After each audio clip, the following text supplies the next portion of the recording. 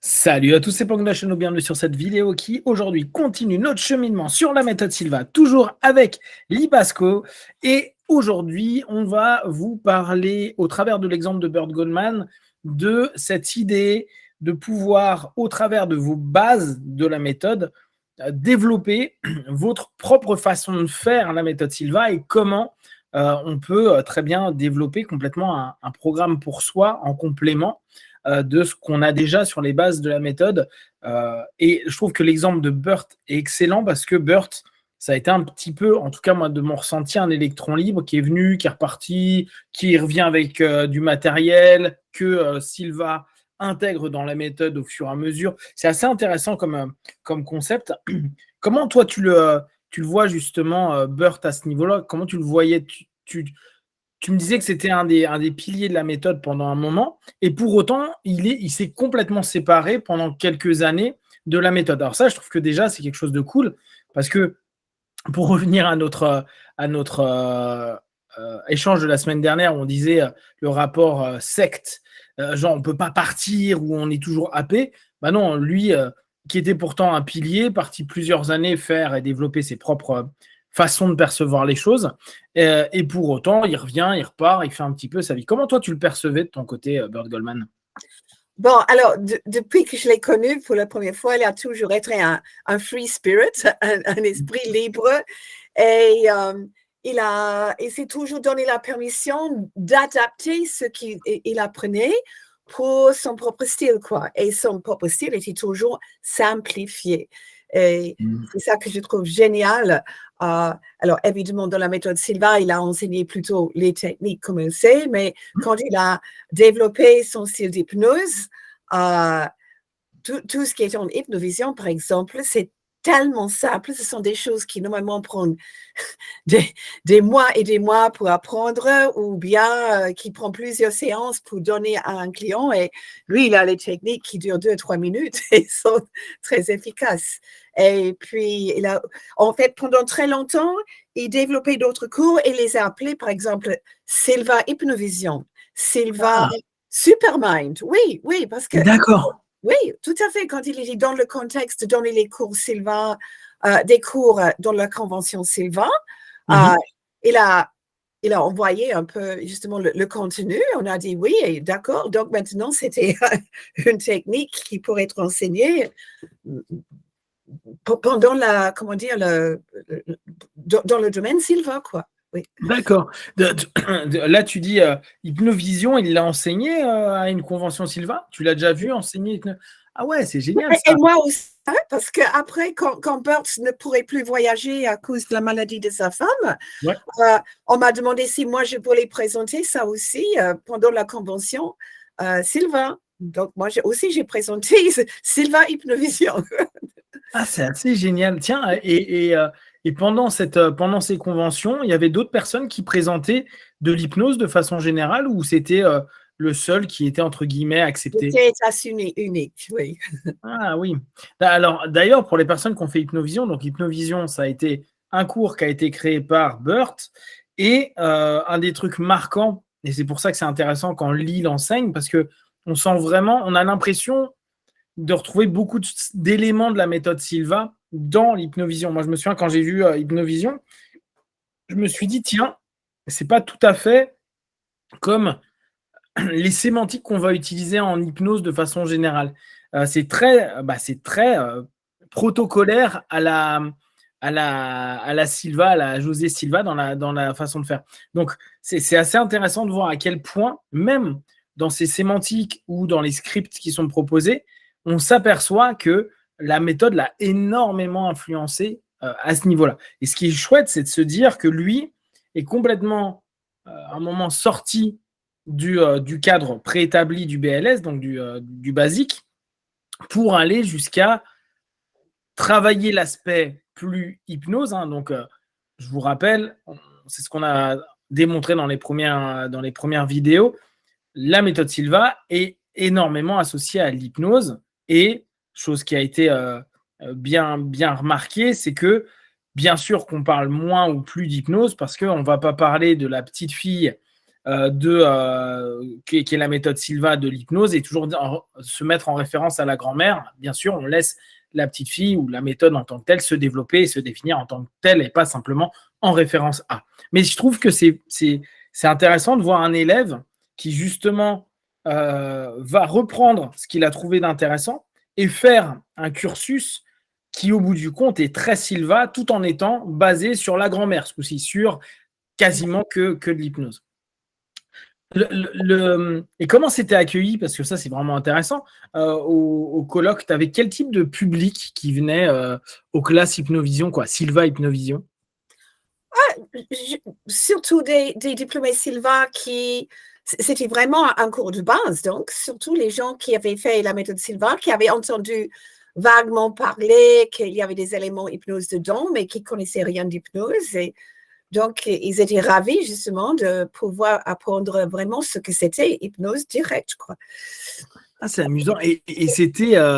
c'est chouette. Et c'était accueilli comment? Tu sais si les personnes l'utilisaient après? Dans les élèves que tu as pu avoir à ces conventions-là, tu les revoyais certainement les autres années. Tu savais s'ils l'avaient utilisé ou c'était plus par curiosité, par intérêt par rapport à la méthode? Comment ils abordaient ça? C'était pas du tout le même public que j'ai en France, où en fait, Hypnovision, c'est le début de cours, toute une formation certifiante pour la guilde, quoi.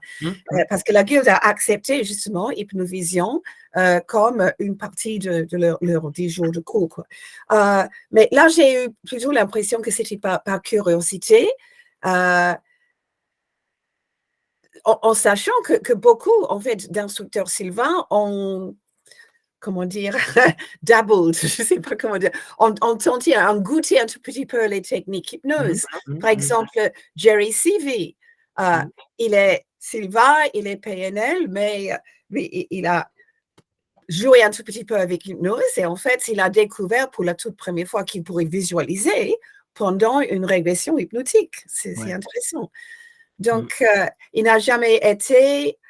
il n'a jamais été, par exemple, l'idée que, non, Silva, c'est Silva et il ne faut pas parler d'hypnose, etc., etc. Donc, ça a toujours été assez ouvert. Et bien que José Silva lui-même n'était pas trop content de donner des démonstrations d'hypnose dans ses cours, on a déjà discuté ça. Tout le monde a accepté qu'il a commencé avec hypnose et qu'il a hypnotisé ses propres enfants et il a adapté après pour qu'il soit indépendant, quoi, autonome. C'est intéressant pour ceux qui n'ont peut-être pas, parce qu'il y en a peut-être qui débarquent sur nos podcasts au bout d'une centaine de numéros. José Silva faisait des démonstrations d'hypnose au départ, et puis il a eu un cas, un moment où ça ne s'est pas passé exactement comme il voulait. C'était avec une dame, et de là, il s'est dit on va arrêter ça parce que ce n'est pas ce qu'il voulait montrer de l'hypnose. Et parfois, on le sait bien, hein, hypnose de scène, hypnose de spectacle, il se peut qu'il y ait des personnes très suggestibles qui partent dans des états psycho-émotionnels marrants ou moins marrants, et après, quand il y a du monde, ce n'est pas forcément ce qu'on a envie de voir gérer quelqu'un. C'est d'ailleurs pour cette raison que la plupart des hypnotistes de scène ont quelqu'un un soutien, un support, qui prend les personnes qui partent dans des remontées émotionnelles et autres pour pouvoir les gérer en dehors de la scène, pour pas déranger la scène, pour pas déranger le spectateur et pour prendre attention, bien sûr, à la personne qui, parce que la transe lui amène des informations, a besoin d'exprimer quelque chose. D'accord. Je voulais juste faire un petit commentaire parce que tu as dit que pour toi, Hypnovision, c'était très Silva. Alors, évidemment, moi, j'ai commencé avec la méthode Silva et j'ai appris Hypnovision dans le contexte que c'était un instructeur Silva, mais je n'ai jamais vraiment considéré moi-même que c'était très Silva. Hein? Pendant que toi, tu es venu faire Silva après avoir étudié hypnose, donc tu as eu un autre point de vue de cela. Mais exactement. Je trouve ça curieux, hein, parce que moi, je n'ai jamais vu ça comme quelque chose qui était lié très, très fort à Silva. C'est vrai, alors que moi, je trouve qu'au niveau des sémantiques, il y a des automatismes de langage, par exemple sur les deepeners ou sur des phrases qui sont, je pense que vous avez tellement répété en Silva que tu les retrouves en fait dans… Et je relisais… justement, je suis tellement basée en Silva, je ne remarque pas. Exactement. Ouais. Non, il y a plein de suggestions, en fait, et d'approfondissements. C'est des approfondissements, alors oui, d'hypnose, mais en fait, oui, ils sont en hypnose, mais le formalisme par lequel c'est dit, c'est vraiment la version de Silva. Et je relisais mon cours en anglais, et il y a vraiment des sémantiques qui sont purement Silva dans les approfondissements, dans les suggestions, dans l'ensemble du process. Et je trouve que c'est amusant. Et d'ailleurs, quand j'écoute, j'ai des audios de Burt, que ce soit sur, on va en parler, hein, mais American Monk, Quantum Jumping, etc.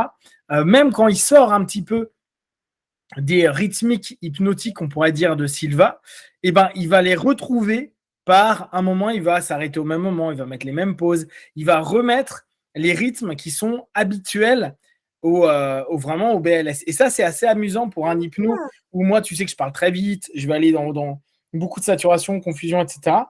Et là, tu as des rythmiques Silva qui sont quand même assez communes.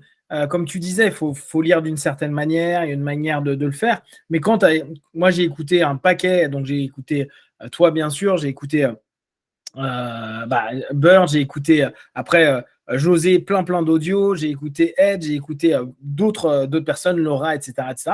Et il y a toujours un moment.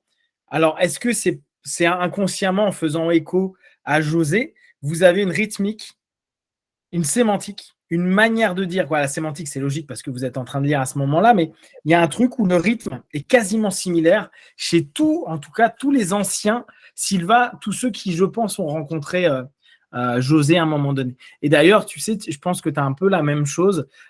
Souvent, on taquine dessus, mais avec les copains qui font de l'hypnose ericksonienne, où tu as l'impression qu'ils ont tous le même thermos logos, tu vois, la même manière de parler de cette façon-là. Et en fonction de leur professeur, tu sens qu'ils parlent comme leur prof. Quand tu connais leur prof, tu te dis, non mais les gars, enlevez cette façon de faire. Mais je pense que tu es tellement conditionné, tu l'entends tellement, et n'oublie pas, toi tu le sais, mais n'oubliez pas, vous les auditeurs, que pour devenir instructeur Silva, on doit suivre plusieurs fois, et Lynn nous a expliqué 10 fois à l'époque des sessions, et mine de rien, je pense que quand les gens écoutaient, même si c'est des gens différents, ils ont la même source. Donc, plus ou moins consciemment, il y a une forme de modélisation qui est faite. Et à ce moment-là, dans les rythmes, dans les sémantiques, dans ce qui est dit, on voit que les choses ressortent de façon très spontanée et pour moi, très Silva dans la manière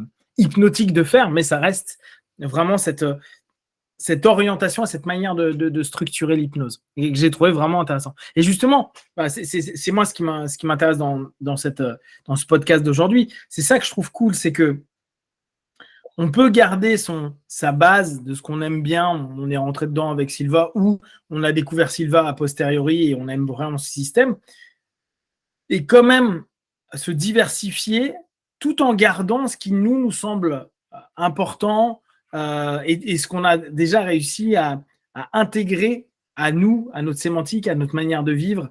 Et ça va automatiquement se ressentir dans les autres méthodes qui vont être mises en place au travers d'une base Silva. Donc ouais, c'est amusant. Toi, t'as jamais constaté que l'hypnovision, c'était très Silva? Non, pas du tout. Pas du tout. C'est marrant. C'est très marrant. Ah ouais, tiens, c'est drôle. Alors, effectivement. Rappelle-toi que l'hypnovision, c'était ma premier contact avec l'hypnose. C'est vrai. Donc, je n'ai pas pu comparer avec d'autres styles d'hypnose pour vous dire oui, c'est ceci ou cela. Et en apprenant après, quand même, ça ne change pas beaucoup ma première impression. Ouais. D'ailleurs, tu sais que ce qui est intéressant, et c'est peut-être pour ça que les gens acceptent plus facilement, après méthode Silva, de faire de l'hypnose. Je trouve que les gens sont pas trop réticents. Il y en a qui n'aiment pas trop par essence l'hypnose, mais beaucoup s'ouvrent à l'hypnose et ont un peu plus de mal avec la PNL, tu vois, paradoxalement. Ils vont dire, la PNL, c'est pas bien parce que c'est manipulatoire. Alors que par essence, la PNL, c'est de l'hypnose. Vu que la majorité de la façon dont ça a été structuré, ça a été basé sur le travail de Milton Erickson, et que tout ce qu'ils appellent le Milton Model, qui est quand même plus de 50% de la méthode, au moins 60%, c'est basé sur un modèle ericksonien. Et je trouve que c'est amusant de voir que des personnes qui font Silva arrivent à prendre conscience que c'est un travail d'auto-hypnose, qui n'est pas nommé comme ça, mais petit à petit, c'est acceptable, qui sont prêts à se former en hypnose, et que si tu leur dis, et là on revient à ce que Alex dit, il ne faut surtout pas parler de PNL, et que paradoxalement, tu vas avoir un Jerry Civi qui va lui plonger dans la PNL, parce qu'au bout du compte, la PNL, c'est de l'hypnose. C'est une hypnose dite indirecte, c'est quelque chose qui se travaille avec des modèles et des méthodes qui sont différents. Et ce qui est encore plus drôle, c'est que beaucoup de personnes qui vont aller dans le monde du coaching, donc le coaching qui est aujourd'hui assez reconnu, alors en France, le mot il vient de plus en plus, mais les Américains, ils aiment bien dire life coach, coach de vie, l'espèce voilà, on ne sait pas trop ce que c'est, mais c'est quelqu'un qui te suit pour que tu ailles mieux et que tu arrives à tes objectifs. C'est quand même le but, c'est d'atteindre des objectifs. Eh bien, ce qui est amusant, c'est que les gens, ça ne les dérange pas de faire du coaching, mais ça les dérange de faire de la PNL. Or, le coaching est né de la PNL, en fait. C'est Diels et toute la famille de la première génération de PNL qui a développé ce qu'est le coaching. Et c'est amusant de voir que tu vas avoir des résistances sur certains aspects et pas du tout sur d'autres. Ça dérange personne de faire du coaching, mais ça dérange de faire de la PNL. Certains, ça les dérange pas de faire de l'hypnose, mais ils veulent pas faire de PNL. C'est assez drôle, les images. Des fois aussi. Exactement. Exactement. Tu sais qu'il y avait à l'époque, quand je discutais pas mal de ça avec des membres de grosses communautés PNL, je disais, mais attendez, la PNL, c'est de l'hypnose. Mais jamais, nous, on ne fait pas comme l'hypnose. On ne rentre pas dans l'esprit des gens, on ne manipule pas. Si, en fait, si. Non, je ne comprends pas ce que tu es en train de dire. Mais effectivement, tu vois, c'est cette espèce de fermeture. Après, chacun a ses valeurs, ses croyances, etc. Mais c'est amusant et je trouve que c'est plutôt chouette dans le cadre Sylva que José et toute la famille et tout le groupe aient accepté que l'hypnose en tant que telle, stricto sensu, soit enseignée, soit présentée en tout cas. Après, les gens, comme tu dis, c'est peut-être un peu plus pour goûter, pour voir les différences, pour prendre des références. Mais je trouve que c'est vraiment intéressant déjà comme ouverture. Et là encore, c'est l'objectif du podcast, c'est vous dire, n'hésitez pas à aller étudier des systèmes parce que vous allez pouvoir déjà voir beaucoup de choses, et ça on en a parlé pas mal avec Lily, beaucoup de choses qui se trouvent dans la méthode 66, on rappelle, qui n'étaient pas créées, qui aujourd'hui sont communs, type le miroir de l'esprit, même si aujourd'hui on n'appelle pas ça comme ça, mais ça ressemble au switch pattern qu'on a en PNL, ça ressemble aux submodalités qu'on a en PNL, qui pourtant est né à peu près 5 à 10 ans plus tard. Donc, au contraire, allez voir les systèmes et c'est là où vous allez vous dire « Ah ouais, c'est quand même marrant comme travail parce qu'il y a un vrai fond, une vraie base qui aujourd'hui est commune dans plein de systèmes, mais que José avait développé de façon hyper novatrice. » Est-ce que toi, au moment où Bert t'a enseigné l'hypnose dans la cuisine, tu as eu l'impression de reconnaître quelque chose de la méthode de la méthode Sylva, ou tu as complètement eu l'impression de plonger dans un nouveau monde? En fait, pour moi, ce qui est nouveau, c'est la transe, parce que je n'ai jamais vraiment considéré que Sylva était transe. Sylva était plutôt relaxation, pendant que hypnose était transe. Et j'ai toujours considéré PNL aussi une forme d'hypnose, mais sans transe, ou sans transe évidente quand même. Donc, moi, j'avais… En fait, la toute première fois que Bert a mentionné hypnose dans son cours Supermind, il a fait à tout le monde dans le public faire le test des mains.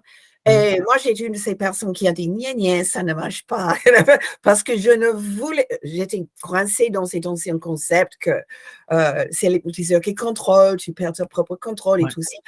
Tous les idées reçues, je les avais. Et donc, mais puisque c'était Bert, et j'avais confiance totale en Bert, comme ami, comme quelqu'un qui avait une éthique, qui n'allait jamais manipuler les gens, etc. Donc, j'étais très intriguée et j'étais prête justement à expérimenter. Et effectivement, c'était avec c'est à travers peur que j'ai vraiment découvert ce que c'était l'hypnose. Tu sais, c'est intéressant ce que tu dis avec cette peur première qu'ont beaucoup de personnes à penser que l'hypnotiste va avoir un pouvoir. Ça remonte à l'époque du mesmérisme et du magnétisme animal, où vu que ça venait officiellement d'un élément externe, de l'opérateur, les personnes et les opérateurs eux-mêmes avaient une espèce de fierté à dire j'ai réussi à te magnétiser. Tu vas mieux parce que je t'ai magnétisé, je t'ai envoyé mon énergie, parce que, etc. Et c'est arrivé jusqu'à l'hypnose, qui est de toute façon complètement l'enfant du magnétisme animal de Mesmer. Et les gens donc sont restés sur la même chose, mais c'est normal parce que c'est quand même resté sur cette idée-là jusqu'à fin du 19e siècle, début 20e.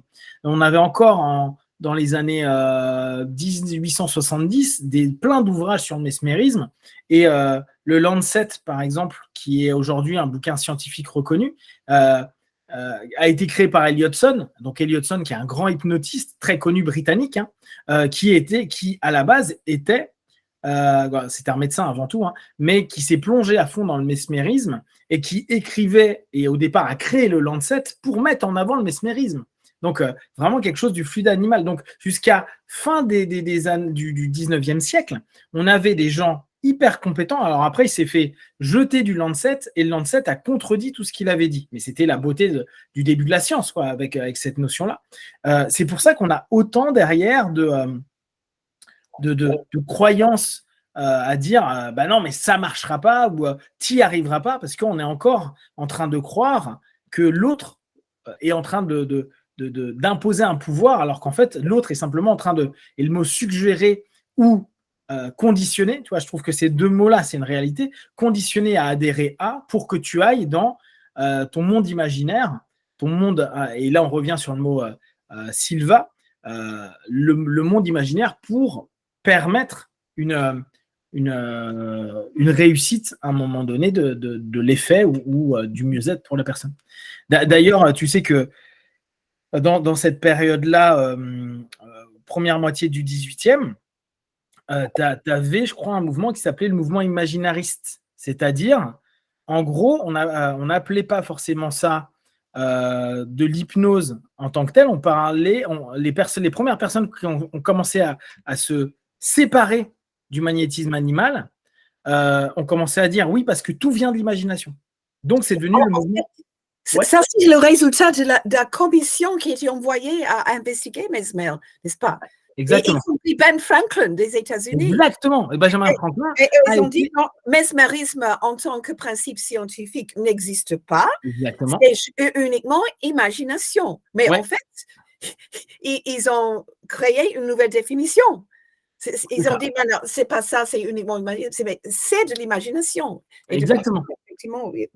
Et le mouvement imaginaturiste, je crois que c'est comme ça qu'il disait, il s'est créé à ce moment-là. Et ce qui est génial, parce que moi, c'est ça le lien que je faisais, c'est que Silva a énormément travaillé sur le principe d'imagination.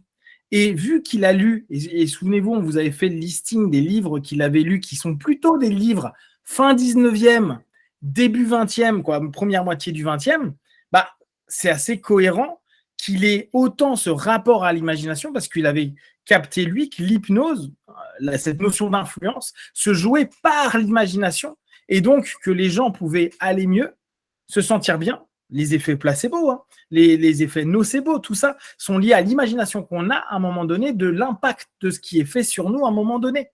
Donc, l'imagination va jouer. Et dans la méthode, combien de fois on vous dit visualiser, puis à un certain moment, on vous dit imaginez. C'est-à-dire qu'à ce moment-là, vous reprenez un pouvoir. Vous reprenez un pouvoir qui est un pouvoir créatif, créateur, et pour les hypnos, d'autosuggestion, de création de sa suggestion vers quelque chose d'intéressant. Et je trouve que José, il y a du sens de cette notion-là. Rappelons, il est né début du 20e.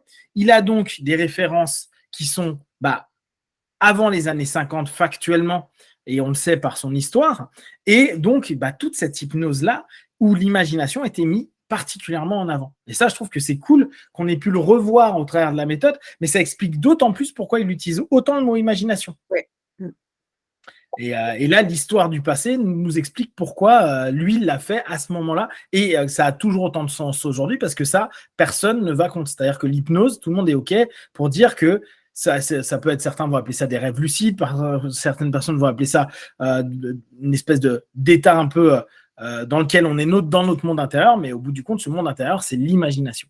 Et l'imagination a un impact physique, psychique, émotionnel sur nous. Et ça, c'est vraiment, vraiment très, très intéressant. Donc, yes. Donc, Burt, il a bossé sur côté hypnose et il a aussi donc amené American Monk, on va en parler après, il a amené Quantum Jumping, mais là, pas forcément chez Silva, mais il a amené avant ça Supermind, c'est ça? Oui. Supermind, il a amené, tu te souviens à peu près vers quand est-ce que tu as découvert Supermind la première fois? Oh, moi, j'ai découvert, Supermind existait déjà bien avant que j'étais instructeur Silva, je crois. Il a développé Silvermind. Quand il a présenté ça à Paris, il avait déjà enseigné, je crois, depuis 20 ans. Et il a même présenté un Supermind 2. Donc, c'était déjà quelque chose qu'il avait développé. Et tu trouves ça justement dans un livre, La dynamique mentale de Burt Goldman. Il y a beaucoup de techniques Supermind qui décrit là-dedans. Et là, alors, Supermind, toi, de mémoire, tu l'enseignes, hein? Tu l'enseignes, tu as un cours Supermind, ouais. Et là encore, on retrouve vraiment les process méthode Silva sur… oui.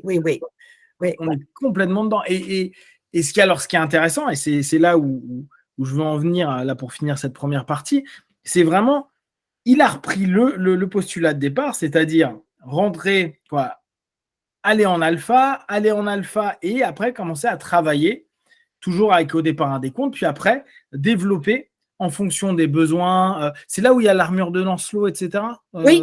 D'accord, ouais, tu vois, ça me revient. Donc, effectivement, après, utiliser en fonction des besoins qu'on a, besoin de se protéger, besoin de prendre de la distance, besoin de se détendre, besoin de récupérer de l'énergie. Il y a aussi le lac, non? C'est là-dedans où il y a le lac? Le lac, il est dans Supermind? Le bassin au nénuphar. Ouais, c'est ça, le lac. Oui. Moi, je suis beaucoup plus basique. Le lac, quoi. Ouais, et en fonction de ce qu'on a besoin, en fait… C'est un petit lac. Hein? C'est un petit lac. C'est un petit lac. C'est un petit lac. Et ça, c'est un petit peu moins poétique, quoi. Moi, c'est le lac, toi, c'est le bassin au nénuphar. C'est déjà un peu plus… Et en fonction… Il y a aussi Banque universelle, avant-scène, qui est une technique PNL, pure et dure. Oui, exact. Mais qui était sylvafiée. Oui, mais ça, c'est super bien parce que je trouve que ça montre à tout à chacun qu'à partir du moment où vous avez compris les basiques, que vous avez compris comment fonctionnait votre imagination, après, il a en fait utilisé énormément de métaphores, d'éléments sur lesquels on peut tous facilement s'imaginer. L'avant-scène, c'est la modélisation, hein, c'est là où on se voit sur scène et on se voit en train de faire l'ensemble des éléments. Voilà, on se voit soi-même, un peu comme le miroir bleu, le problème actuel, puis on projette un modèle et on étudie, et puis on se projette et on rejoue ce que le modèle vient de faire. Voilà. Oui. Et c'est là où on se rend compte que le principe du miroir de l'esprit peut être utilisé vraiment au-delà du miroir de l'esprit. Bien sûr, au départ, il faut que vous ayez vos gammes, donc vous faites vos gammes, miroir bleu, miroir blanc, etc. Mais l'idée, c'est que vous puissiez, vous, à un moment, vous dire tiens, j'ai telle analogie qui me parle, telle métaphore qui me parle, et pouvoir aller dans votre monde Silva, dans votre labo, en gros, et là, devenir réellement des chercheurs et des créatifs de votre façon d'exploiter la méthode pour différents moments de votre vie. Je trouve que effectivement, pour beaucoup, la symbolique de l'armure vis-à-vis du regard des gens, des mauvaises énergies, de la tension, du stress, c'est une symbolique qui parle à énormément de personnes. Après, chacun à sa manière. Il y en a, ça va être la bulle, il y en a, ça va être une armure, il y en a, ça va être créer de la distance, des vortex, qu'importe. Mais cette notion-là, elle est intéressante. Et à partir du moment où vous maîtrisez, vous êtes en phase en alpha, vous êtes en phase avec vos capacités à visualiser, puis à imaginer, puis, et on retourne dans nos basiques, que vous avez du désir, de la croyance et une attente positive, vous pouvez énormément construire de choses sans qu'on ait que personne n'ait à valider. Il n'y a pas Lee qui va vous dire c'est bien ou c'est pas bien. Si ça vous parle et qu'il y a tous ces éléments, en fait, ce qui est cool, c'est qu'avec vos basiques, vous pouvez commencer à faire une espèce de tambouille personnelle, de recettes de cuisine qui va vous apporter ce dont vous avez besoin, de la façon dont vous avez besoin. Et je trouve que Bird, c'est ça qu'il a donné beaucoup parce que on l'a vu un peu après avec Laura. Je trouve que Laura, elle a été très bien de sortir aussi de cette emprise inconsciente mais familiale et à dire voilà, je pense qu'on peut aussi le travailler comme ça, je pense qu'on peut faire ceci et cela. Parce qu'au bout du compte, hormis ces deux-là, est-ce que tu connais beaucoup de personnes qui sont sorties un petit peu du cadre Silva, tout en restant Silva, mais en exploitant d'autres façons Silva? En fait, moi, j'encourage tous mes stagiaires d'être comme ça. Parce qu'il y a une ligne où on dit, ceci, c'est la méthode Silva, ta propre maîtrise de l'esprit. Donc, nous, on t'enseigne une boîte d'outils, mais après ça, tu t'adaptes pour que ça devienne ta méthode à toi. Et je crois que Bert a été un super exemple de ça. Parce que, comme je dis souvent en Supermind, toutes les techniques en Supermind, vous avez tous ceux qui sont diplômés Silva, vous avez déjà toutes ces bases vous-même. Vous auriez pu inventer les mêmes techniques, mais c'est comme si, justement, toute personne peut commencer à cuisiner son recette. Bert a été comme un maître chef 4 étoiles qui a montré, voilà le type de recette que tu peux faire. Mais c'est disponible pour tout le monde. Une fois qu'on a les techniques de base, on peut commencer à construire ses propres techniques, son propre style. Et j'ai vraiment adoré ça. Il fallait quelqu'un comme Bert qui était un génie créatif pour montrer à quel point on pourrait aller. C'est ça. C'est en fait, pour les PNListes qui nous regardent, Bert, c'est un petit peu le Robert Dills de la méthode Silva. C'est un gars qui a plein d'idées, il n'arrête pas, il fusait d'idées. Et c'est pour ça que j'aime bien le prendre comme pilier, comme exemple, et qu'on revient, c'est la dernière fois qu'on fait une vidéo en parlant de lui, autant, parce que justement, il a ce côté où il est hyper créatif et il peut être un exemple. Mais tu vois, hormis Bert et Laura, en personnes connues, les personnes ont plutôt suivi que créé.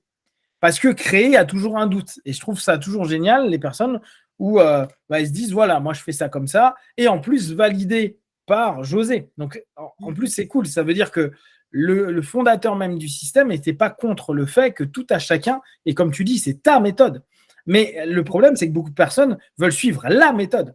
Et tu vois, je pense que cette notion-là, elle est importante à prendre en compte. On va en parler dans quelques instants. Nous, on coupe cette vidéo. Si vous avez des questions et des remarques, vous les partagez sur Facebook, YouTube. On y répondra le plus rapidement possible. Comme d'habitude, de tout ce qu'on propose, ne prenez que ce qui est bon et juste pour vous tester, observer, analyser, concluez. Et à tout de suite.